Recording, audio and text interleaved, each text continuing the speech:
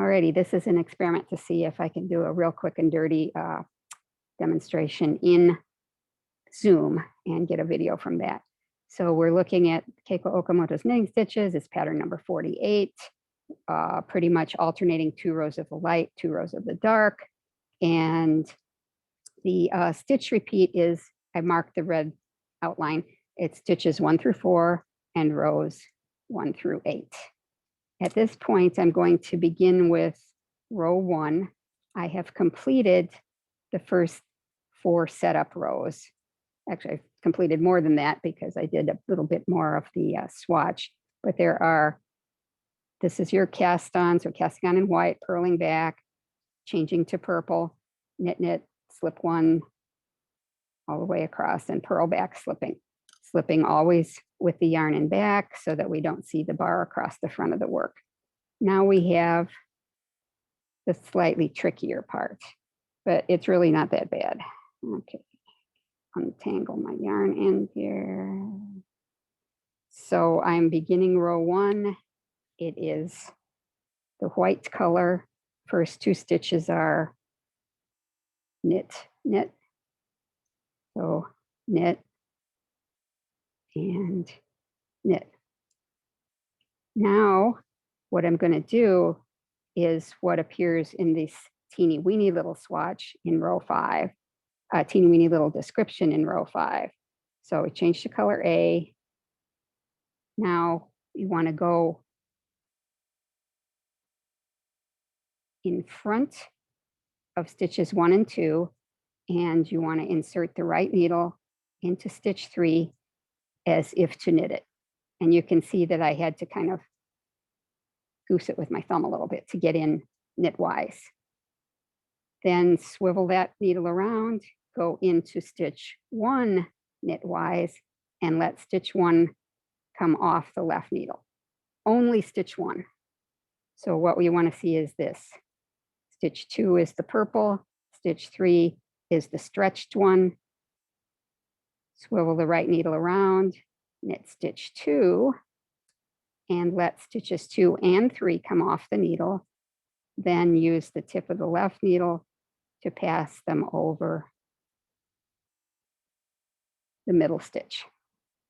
And guess what? I forgot to put the yarn over before that.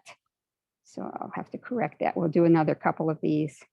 So what that does is it makes stitch 1 and stitch 3 cross with stitch 3 sitting on top, but they cross enough to hide the blip of purple in the back. You'll see as we go that it gets a little bit less obvious.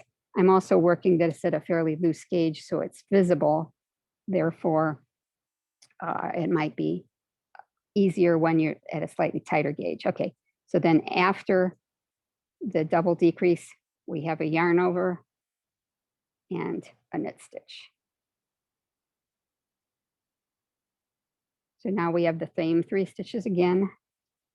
Yarn over, come into stitch 3 as if to knit, then bring the right needle into stitch 1 as if to knit it, slide it only enough to get stitch 1 off the needle, and knit stitch 2 and let both come off, and pass stitches 1 and 3 over stitch 2 at the same time.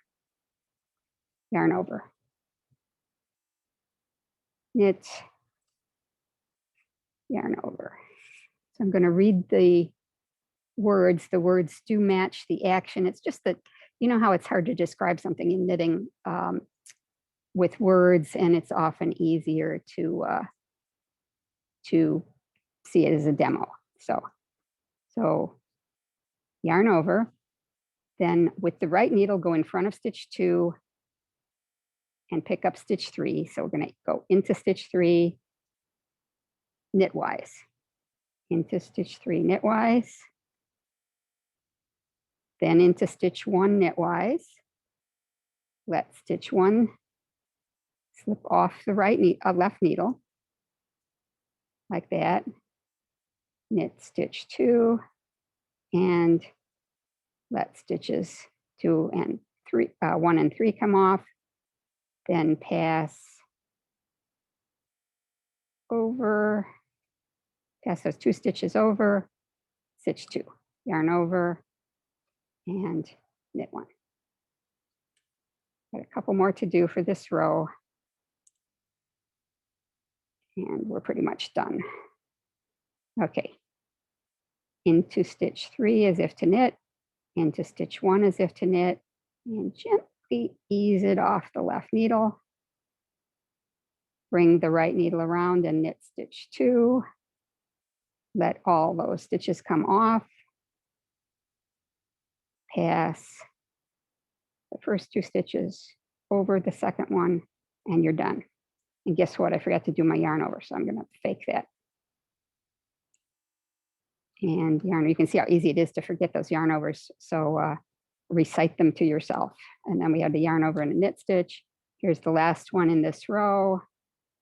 One last time, into stitch 3 knitwise, into stitch 1 knitwise, slip just stitch 1 off the left needle, knit stitch 2, let those 2 stitches come off, pass over, and we've got what we wanted. Except once again, doggone it, I forgot the doggone yarn over. Okay. And yarn over and knit 2 to end the row. And I'm going to count to make sure I still have 23 stitches, because you can see how easy it is to forget those yarn overs. So 2, 4, 6, 8, 10, 2, 4, 6, 8, 23. Good. Turn and just purl back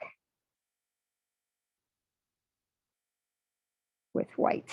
I won't bother with doing that. It's just to purl back. When you reach row 5, notice that we have knit 1 for the first stitch, and then you're going to knit 2 together, which will be that white slip stitch and the purple stitch next to it. Then yarn over, knit, yarn over, work the double decrease, yarn over, knit, yarn over, work the double decrease across.